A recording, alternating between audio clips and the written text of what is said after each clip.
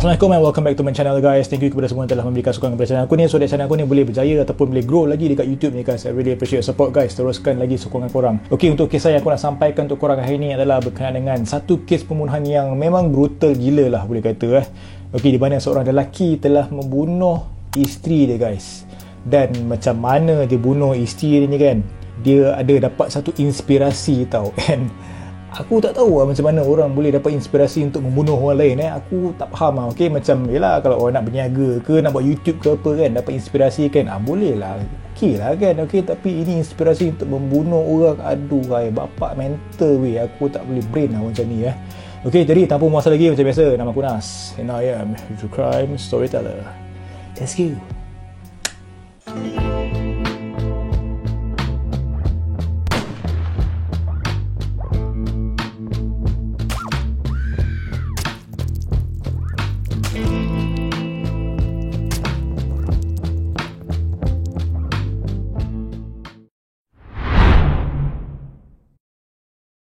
Seorang lelaki yang bernama Blake Label merupakan seorang penulis komik, pereka grafik dan juga pengarah filem yang berasal daripada Toronto, Kanada. So untuk lelaki ni kan, dia ni dilahirkan dalam keluarga yang kaya raya guys. Memang kaya gila mat. Aku tak boleh imagine kekayaan dia ni kan. Okay, nanti aku cerita kat korang macam mana kayanya keluarga mamat ni Dan dia ni mempunyai seorang adik lelaki yang bernama Cody. Okay, tetapi mereka tinggal berasingan selepas ibu bapa mereka telah bercerai. So selepas ibu bapa mereka telah bercerai, si Blake ni dia tinggal bersama dengan ibu dia. Okay, tapi untuk adik lelaki dia kan, bernama Cody ni, dia tinggal bersama bapa dia. And selepas itu dia mengikut jejak langkah bapa dia guys. Okay, iaitu menjadi seorang usahawan hartanah. Dahsyat juga kejaya dia kan. Tetapi untuk Blake Label ni kan guys, dia punya cerita dia lain sikit lah. Okay, sebab dia telah mewarisi harta kekayaan ibu dia guys. Okay, anggaran dalam berjumlah 12 juta US dollars guys.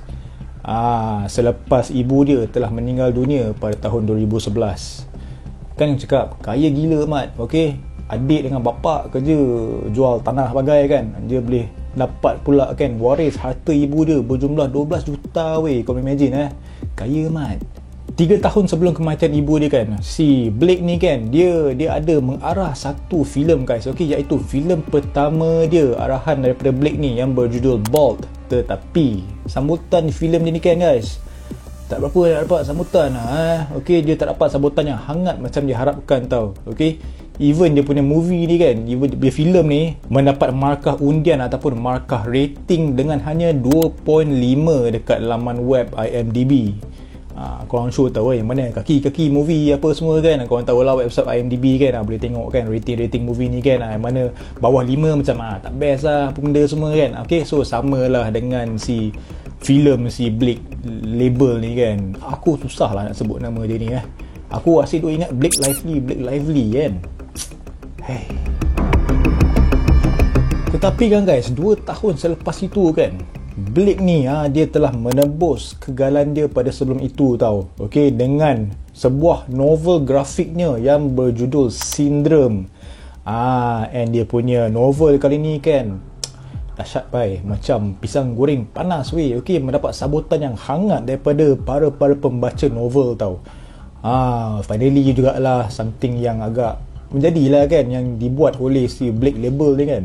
Jadi berkenaan dengan novel padu si Blake ni kan, okay, yang berjudul Syndrome ni. Okay, novel ni apa dia punya ni kan, cerita dia kan. Okay, basically dia punya novel ni, dia mengisahkan tentang seorang doktor perubatan tau. Okay, dan doktor perubatan ni, dia telah melakukan satu pembunuhan berantai dengan cara dia adalah dengan mengerat dan juga mengeringkan darah mangsa dia.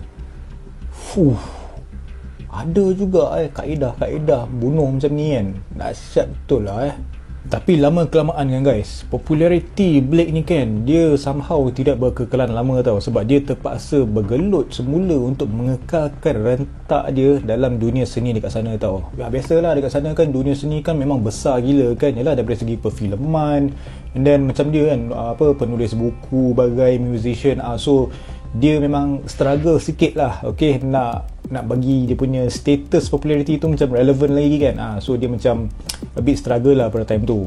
Dan satu lagi lah pasal Blake ni dia sebenarnya dia pernah mempunyai seorang isteri tau. Okay, dia ni pernah berkahwin dan dia punya bekas isteri dia tu bernama Amanda Brown, tetapi mereka telah pun bercerai. Okay, so once mereka dah cerai tu, si Blake ni pula dia bertunang pula dengan seorang lagi perempuan yang bernama Iana Kasian. Berkenaan dengan Iana Kasian ni kan, dia adalah seorang pendakwa raya daripada Eropah yang telah berpindah ke Amerika Syarikat untuk menjadi seorang model. Dahsyat betul lah artis Blake ni Okay, and dia punya bini dia kan memang cantik lah cerita dia kan. Memang boleh jadi lawyer lah cerita dia. Lawyer pula, boleh jadi model lah cerita dia kan. Macam mana si Blake ni dia kenal dengan Iana Kasian ni kan adalah apabila dia telah mengajak Iana berjumpa untuk buat kali pertamanya, tetapi time tu Blake ni kan dia masih lagi bergelar suami kepada Amanda tau. Pisang enggak mamak ni memang naughty lah, very naughty lah this guy Okay, dah kahwin pun still nak jack awet lain aku tak boleh brain lah macam ni Dan bukan itu saja guys, okay, terdapat lagi satu rahsia gelap berkenaan dengan Blake label ni okay, sebab pada waktu itu juga dia ni kan ada menjalinkan hubungan dengan seorang lagi wanita yang bernama Constance. Lain macam lah member So aku tak tahu apa dia nak sebenarnya kan. Okay, kau dah lah kahwin kan, and then kau boleh lah berkenalan dengan perempuan lain pula kan, and then kau nak try pula dengan perempuan baru. Aduh hai, pisang mamak ni Okay, so kita fast forward kepada 3 Mei tahun 2016. Iana Kasian, which is dia punya isteri lah, okay, telah selamat melahirkan seorang bayi perempuan. Okay, dan mereka telah menamakan bayi mereka itu sebagai Diana. Dan ni lagi satu perangai si Blake ni okay, walaupun Iana ni kan dia baru sahaja melahirkan bayi sulung mereka tu kan, tapi si Blake ni dia tetap memaksa Iana untuk melakukan hubungan intim dengan dia guys. Member baru je lahir mat. Aduh hai, nafsu kuda lah Blake label ni Aku jam sel. Dan bagilah bini kau relax dulu ke apa kan. Lepas tu yang lagi lahanat ni lelaki ni kan. Okay, kalau si Iana reject enggan membuat sedemikian kan. Okay, Iana ni dia telah diugut untuk ditinggalkan oleh Blake guys. Okay, so bermaksud dekat sini si Blake ni dia telah mengugut lah kan, kalau dia punya bini dia tak nak melakukan hubungan intim dengan dia, dia nak putuskan hubungan mereka guys. Apa punya jantan macam ni apa punya manusia bye. Dan disebabkan itu, kesian lah dekat si Iana okay, disebabkan ugutan daripada Blake tu telah membuatkan Iana berasa teramatlah takut. Yelah, common lah kan, okay, dah lahirkan anak bersama, tetapi bila lelaki kau minta bukan-bukan and then kau tak nak, kena ugut macam tu kan, tak function lah Blake. Aduh hai. Tapi kan guys, si Iana ni dia nampak lah yang dia memang betul-betul sayang dekat Blake ni tau. Okay, sebab demi melayani nafsu gila Blake tu, okay, yang langsung tak berhenti-henti dah macam kuda dah asyik nak kasih on je, Iana ni dia terpaksa menghantar anak mereka Diana untuk ke rumah ibunya buat sementara waktu. Sampai tahap macam tu nak melayan kuda punya jantan kan. Sampai tahap macam tu dia punya anak tu terabai macam tu saja. Kesian tu. So okey lah, lepas dia hantar Diana, anak dia tu ke rumah mak dia, pada suatu hari ni lah, bertarikh 23 Mei 2016, Iana ni dia telah keluar pergi membeli belah bersama ibu dia. Biasalah kan, okay, nak jalankan tanggungjawab kan, nak beli barang-barang rumah, bagai semua kan. Lepas tu kemudian kan, time dia tengah shopping-shopping tu kan, dia suddenly dia macam terpaksa bergegas balik ke rumah guys. Okay, sebab kenapa tau? Dia telah menerima satu text message daripada Blake yang menggesakan dia untuk balik ke rumah. So lepas dia dah macam terpaksa rushing balik rumah, mak dia macam okey lah, kau pergilah balik rumah kan, kau punya lelaki ada emergency ke apa, nak mengkuda ke apa kan. Okay, so dia pun balik. Tetapi guys, dia punya misteri dia kat sini tau. Sehari kemudian selepas dia dah balik rumah bagai semua, Iana ni dia telah gagal untuk dihubungi guys. Okay, ibu dia try contact dia lah, macam nak tanya kan, semua okey ke tidak kan, kau balik rumah semalam okey ke tidak. Okay, mestilah nak tanya khabar ke, nak make sure lah kan, nak check kan, ibu sure risau betul tak. Okay, so apabila Iana ni dah tak dapat dihubungi kan, dia punya ibu ni jadi betul-betul risau guys. Dan kemudian dia pun terus membuat laporan kepada pihak polis. Jadi selepas laporan pihak polis telah dibuat oleh ibu dia, polis pun tanpa membuang masa lah terus datang ke rumah Blake untuk membuat pemeriksaan. Nak check lah whether ada apa-apa terjadi ke apa kan. Okay, biasalah tanggungjawab diorang kan.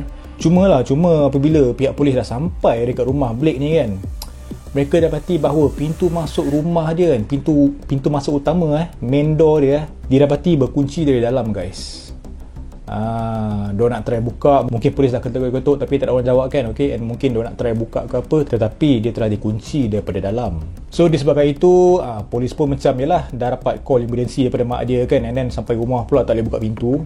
Pihak polis telah membuat keputusan untuk memecahkan pintu itu guys. Dan selepas mereka telah memecahkan pintu rumah Blake tu, diorang pun masuk lah guys, masuk nak check lah whether ada apa-apa kan, ada perompak ke apa kan. Tetapi mereka telah menemui satu benda yang amat mengerikan guys dekat dalam rumah Blake tu Macam ni dia punya bayangan dekat dalam rumah Blake tu Sebaik sahaja pihak polis masuk ke rumah Blake tu, the first thing diorang nampak is memang berselerak okay, memang tunggang terbalik rumah tu.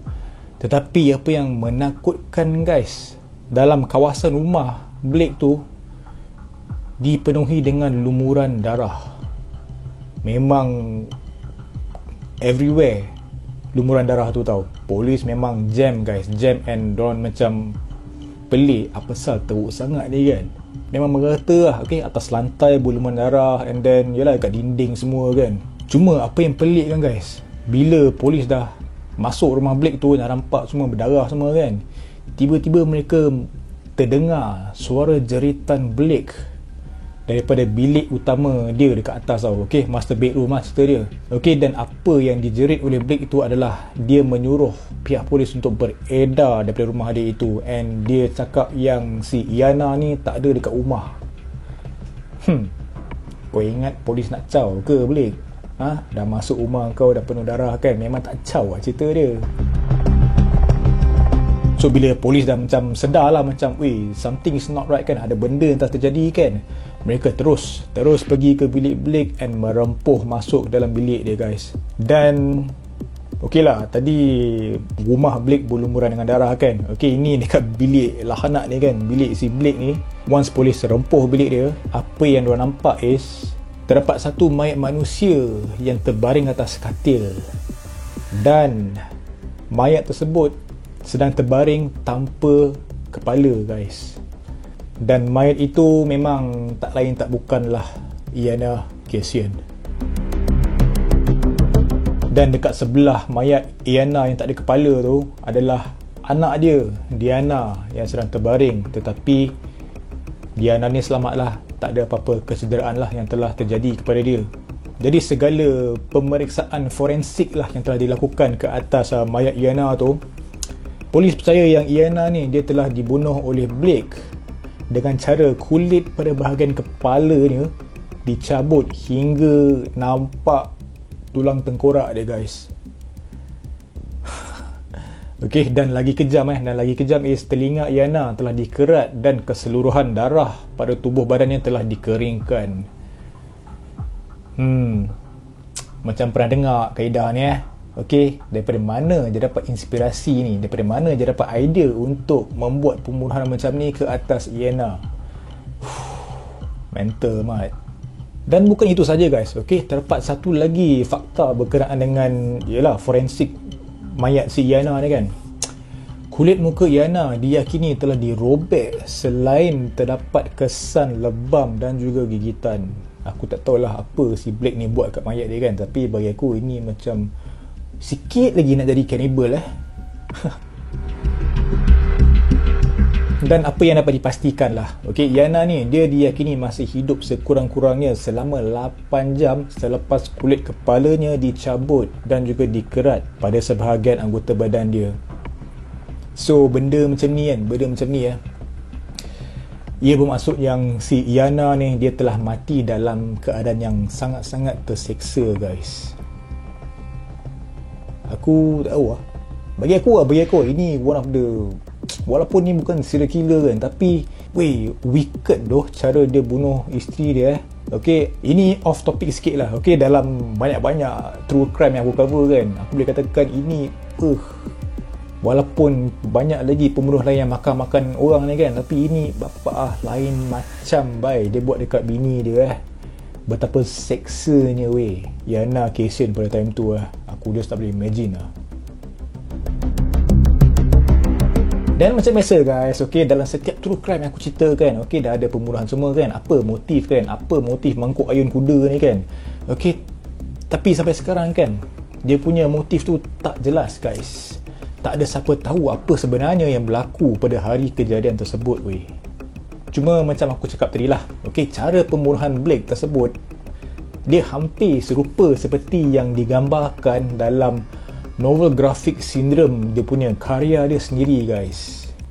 Karakter yang dia buat dalam dia punya novel tu kan, seorang doktor mempunyai, yalah, dia telah membuat pembunuhan berantai dengan cara-cara macam ni kan. It's the same exactly punya kaedah yang dia telah buat ke atas Iana.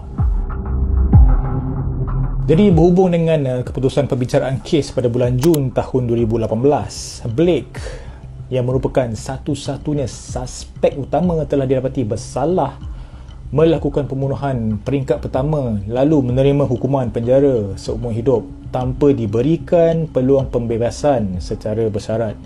Memang all out lah.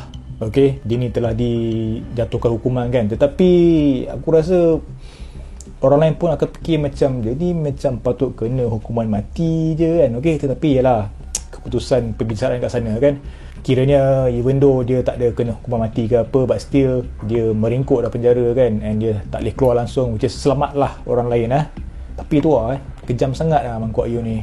Apa kau rasa Tetapi bukan itu saja guys, okay? Sebab bukan sekadar dia ni nak kena masuk jail ke apa, dah settle tak ada tau. Okay, sebab Blake ni kan, dia ni juga telah diperintahkan untuk membayar wang pampasan sebanyak 41.6 juta kepada keluarga Iana. Dan untuk mengenai anak dia pula kan, iaitu Diana, dia kini dilaporkan berada di bawah jagaan ibu Iana, which obviously memang dalam keadaan yang selamat lah. Nasib baik tak ada apa-apa jadi kat Diana weh. Aku baca cerita ni, aku seriau dia masa pihak polis masuk dekat si Blake ni kan. Okay, dah nampak Yana dah tak ada kepala kan. Aku duduk seriau dia, janganlah kau ni buat apa-apa dekat anak kau kan. Okay, nasib baik tak ada apa jadi Okay, but still kes ini memang aku boleh katakan lah salah satu kes yang weh, gila man, kejam weh dia buat kat bini dia Jadi sampai di sini saja aku boleh share dengan korang berkenaan dengan kes pembunuhan yang gila-gila kejam weh, yang telah dilakukan oleh seorang suami ke atas isteri dia, iaitu dia telah mencabut kulit kepala kan, kulit telinga semua kan, sampai nampak isi tulang tengkorak bagai. Weh, scary mat.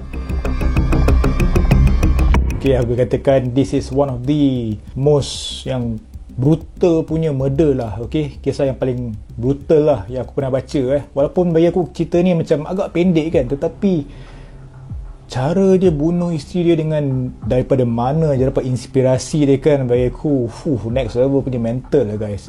Okay, jadi apa pendapat korang tentang kisah ni Okay, aku harap korang enjoy konten aku kali ni. Aku nak minta maaf atas segala kekurangan.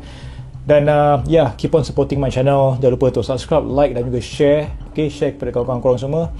Dan I look forward for next content for you guys. I'll see you in the next premiere. As always guys, never stop creating. Assalamualaikum. Bye bye. Seorang lelaki yang bernama Blake Label, dia ni merupakan seorang penulis kulit. Penulis komik mat. Aduh hai. Tetapi untuk Blake Label lahanat lah nama dia ni.